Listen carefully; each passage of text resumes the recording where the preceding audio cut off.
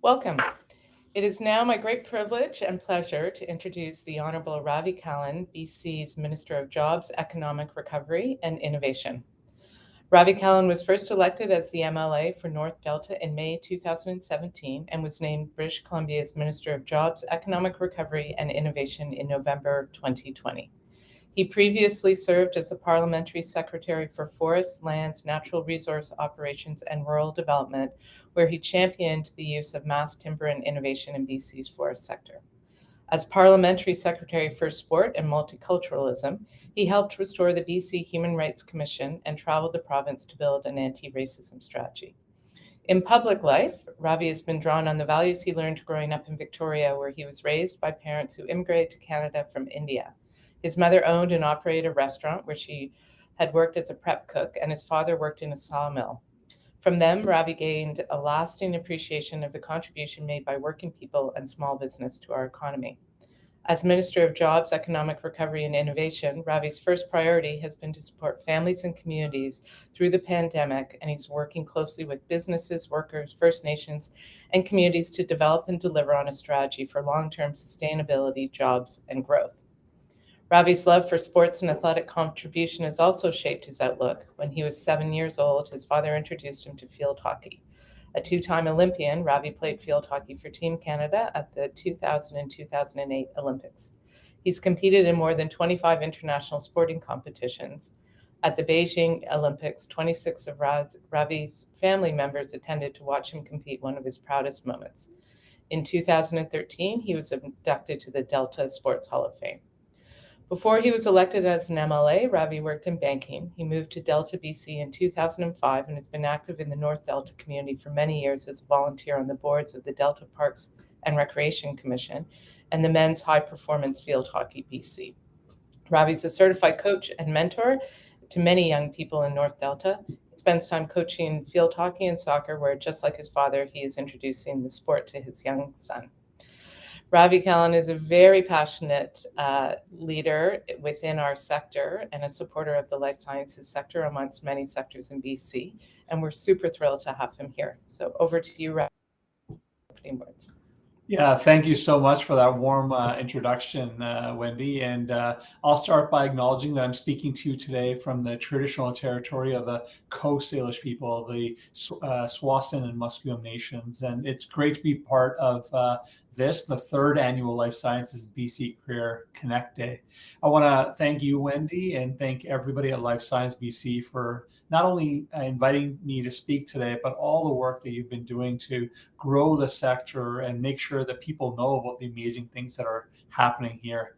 I absolutely love telling people that BC is home to one of Canada's largest and fastest growing life sciences communities.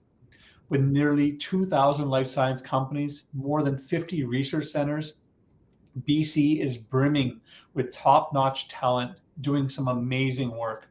I'm so proud of the groundbreaking and life-saving work that is happening from BC companies. Many of that has been instrumental in the fight against COVID-19. We have Vancouver's Precision Nanosystems, which has helped develop a messenger RNA vaccine.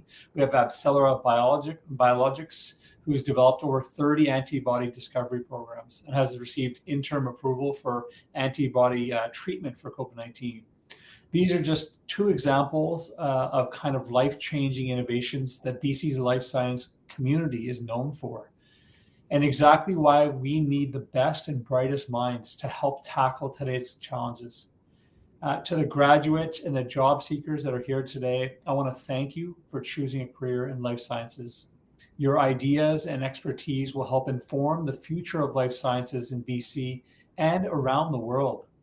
This industry plays a critical role in economic recovery of our province and the well-being of our communities. And your ideas will propel us, I think, in a good way forward. I can't wait to see what you create. I encourage you all to make the most of your networking opportunities today, and I'm looking forward to answering some of your questions. So with that, Wendy, I'm happy to take any questions you have. Okay, thank you very much, and thanks for. You're right; it's an exciting time in life sciences in British Columbia. We've certainly over-indexed our discoveries and translational research over the last couple of years. For people in attendance, please post some comments in the chat or questions, because Minister Kahlon has kindly agreed to spend about 15 or 20 minutes with us asking questions. So I think probably one of the first questions, quite generally, is as the minister responsible for economic recovery and innovation, what role do you see the life sciences sector playing in the economic framework as you think about British Columbia moving forward? Well, a very important one. Certainly, people that have had my role before me and in other jurisdictions, we have the same conversations. And actually, the best way to describe it to you is, Wayne Gretzky, who's kind of an icon here in Canada, an amazing ice hockey player. They asked him once how he scored so many goals. He said, "I go to where the puck is going, not to where it was." And so that's what we see with the life science sector. We see the puck is going to a specific area in our economy, and it's the life science sector. We have over 11,000 companies. We already see employment over 130,000 people, and we only see that increasing. I think we had about 8,000 new people working in the sector just in the last year, and so huge opportunities for us. And we are looking at, how do we foster innovation across our entire economy? But life sciences is one of those areas that's growing, and we're seeing just amazing research coming out of our post-secondary universities and our partners. We have amazing institutions and the ecosystem. Wendy, I think you and I have talked about this. I think the wonderful thing about our ecosystem is that people work together. It doesn't happen very often in other jurisdictions around the world, in other sectors of our economy, but this level of collaboration is going to lead to only positive things for everyone. So I'm, as you can tell, excited about the opportunities ahead for this sector. Absolutely, and that's clear in how you're talking about it. As many people have heard me say, I feel that there's no, obviously I'm biased, but there's no sector better positioned to help drive the economic recovery coming out of a pandemic and the growth and competitiveness of our province, while the innovative product solutions and services are so critical to our healthcare system. So as we think about that, job creation is critically important. And as you've mentioned, we've had quite a bit of it. What role do you see that the government can play in advancing that and ensuring that it continues? Well, first off, I'm incredibly proud of our healthcare system here in British Columbia. I know we're not out of the pandemic yet, but if you compare our healthcare system to other jurisdictions, the results we've been getting through the pandemic are top notch. And so when you have government making the type of investments in our infrastructure, I think we have 8 hospitals being built right now in Metro Vancouver alone. And it's quite phenomenal with new towers, new hospitals, all that combined with the investments that we've been making in life science research. I think those things combined, and with the companies that we're seeing come through, it just is the perfect mix. We do provide funding through different mechanisms. We have Genome BC, which is doing some amazing work helping us in the pandemic, but also across our economy. Every sector is impacted by Genome BC. Of course, we have the Michael Smith Foundation for Health Research as well. We also have a BC Knowledge Development Fund, which we use to support life science network companies. Also, Wendy, as you know really well, we just launched in BC, which is a $500 million strategic investment fund. It's the first of its kind in North America, and we modeled it off of similar funds, the Danish Strategic Fund, Scotland, and Ireland. And so we'll be taking public dollars and investing them in companies, small, medium-sized companies that are wanting to scale up and grow. So real opportunities, I think, for companies, new companies that are forming here. And these are types of investments we're making, and certainly we're going to have to make more to support this emerging sector. Mm-hmm. And I think you talk about the academic institutions, which of course with UBC and SFU and UVic and UNBC, we see so much discovery coming out, and the momentum is building across the momentum, which is where we see these clusters developing in mRNA and antibodies and some of this great strength.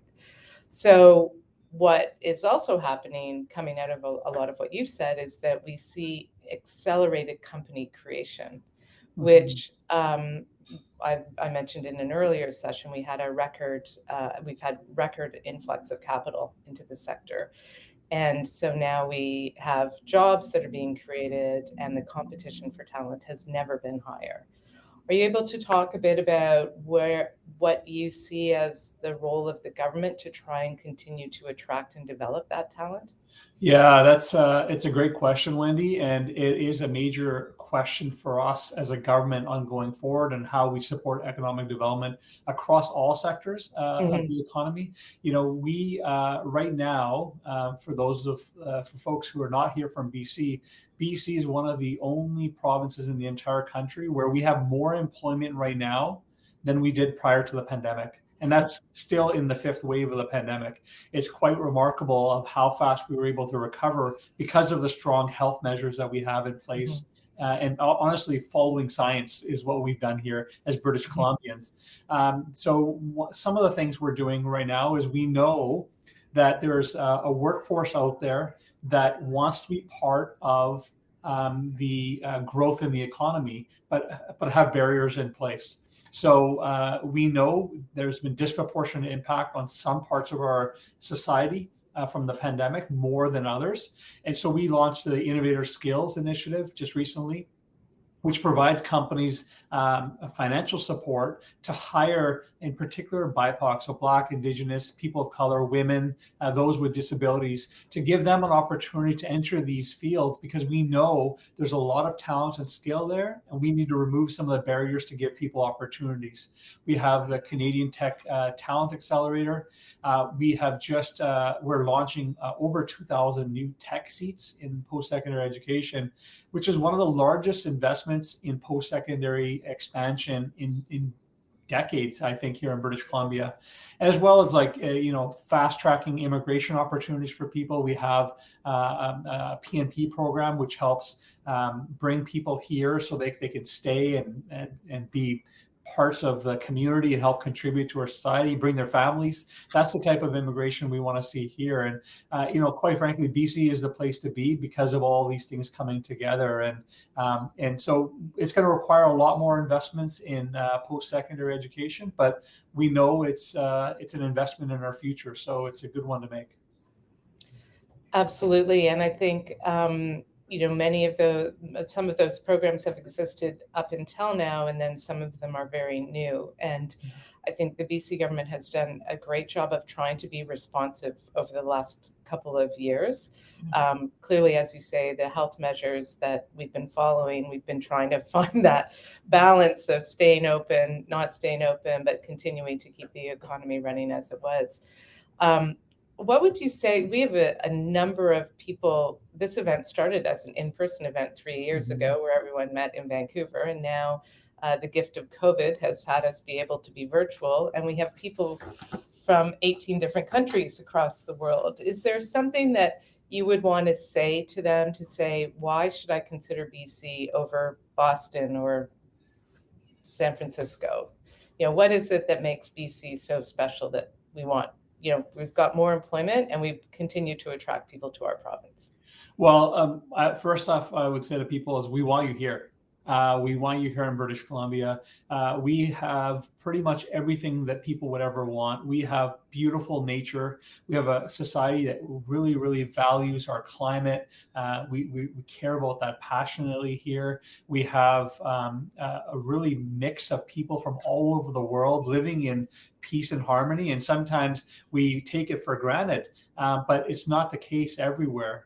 We have people of different faiths represented even in government. People from different parts of the world represented in government. It is an example of communities that are multicultural, and an example of the future. It's a great place to raise young families. great opportunities for education. We have one of the best post-secondary education system, but also K to 12, which we continuously rank in the top in the world in. And our healthcare system, public healthcare system, is something that we're all proud of. Always want to make it better, but we're proud of. So we have the things, I think, in place here to give people a good quality of life, and we welcome them, and we're working to fast track people so that they can come, put down roots, and grow their families here. Mm-hmm. Which is fantastic. We always like to. We in BC always like to talk about how beautiful BC is and what a great place it is to work, and we need to ensure that we have those jobs here, that people can do that. The federal government announced recently the federal biomanufacturing and life sciences strategy, and it has a number of core elements. Clearly, one being investing in biomanufacturing, but also streamlined regulatory processes and a number of other things. In discussions which I know you've had and we've had and many of my provincial counterparts have had, is that they really want to be able to look across the country and see it as a cohesive strategy. Are there any initial thoughts on how BC plays that role in that? Yeah, Wendy, I certainly agree. From the beginning of the pandemic, our Premier John Horgan, has said clearly that we just need to all work together to get through this. Doesn't matter what level of government we are, and that's the model that we've taken throughout the pandemic, and certainly our view as we move forward. The best way to address these major challenges that we have is through a national approach. I'm very supportive of Minister Champagne and the federal government's national perspective, but we do want a seat at the table. We do want to continue to have discussions about how BC can play an important role in that. I met with Minister Champagne just yesterday to have this conversation, and the good news is they are very aware of what's happening in British Columbia, and how can they not? Because the numbers and the amount of companies, the amount of investment speak for itself. And so they see an important role here for life sciences. And so the discussions are ongoing about how we can fit into their national life strategy. But I'm feeling very optimistic given the signals that we've been getting so far. And I think you're right. We've seen signals in coming right out of the gate of the pandemic. We saw some of the BC companies receiving significant investments with Accelera and Precision Nanosystems.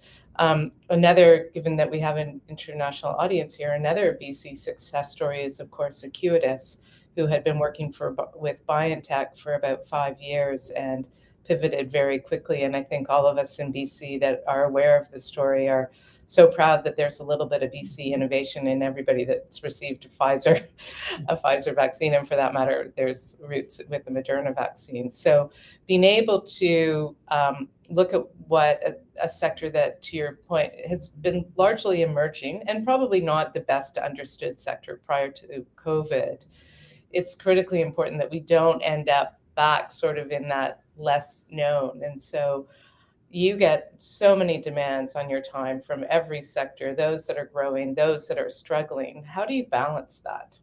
Well, it's always a challenge because sectors that have traditionally been leaders here in British Columbia always feel like we're forgetting them because sectors like life sciences are growing so fast, and we really see an opportunity for this sector to be the future. Certainly huge opportunities on the island and Metro Vancouver.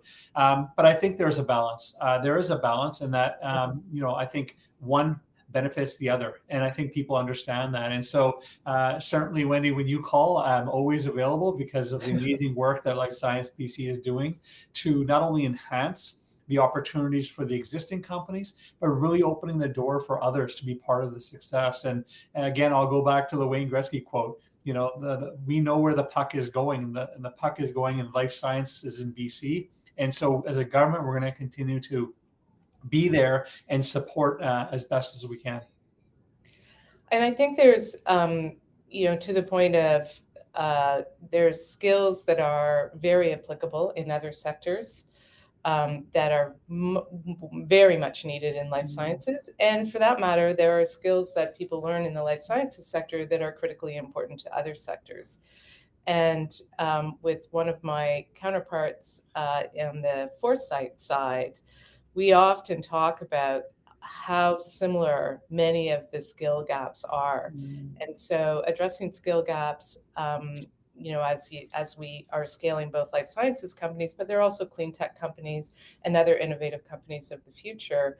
And some of the more traditional sectors that have been a big part of the BC economy are also very innovative and need some of those same skills. So doubling down on talent attraction, development, and training is really going to be critical as we move forward. Again, I'm biased. Life sciences, of course, is the center of the universe, but again, a lot of those skills are very much being able to be utilized in other sectors.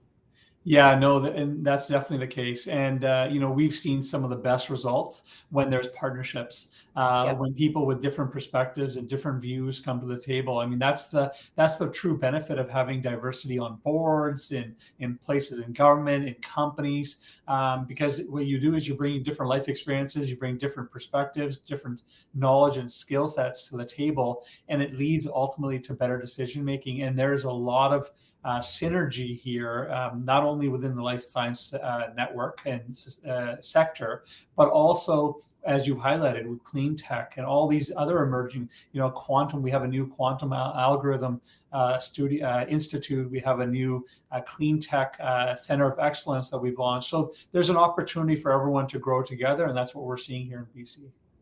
That's what we think is super exciting. One of the origins of this event was that we wanted to demystify the sector and demonstrate the breadth of careers. And you've just touched on them. We need biostatisticians, we need people with AI, we need, microbiologists, chemists, business leaders, finance people.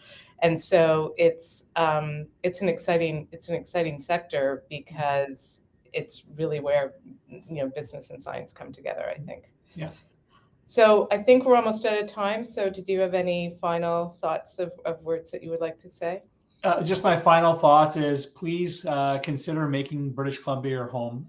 This is an amazing place to live. I'm so fortunate. My family chose to immigrate here. I've had nothing but the greatest opportunities. A young kid growing up here as with immigrant parents and being able to represent Canada at the Olympics and have all these opportunities. This is what Canada offers, and this is what British Columbia offers. And I hope people consider this. It's a great place to live.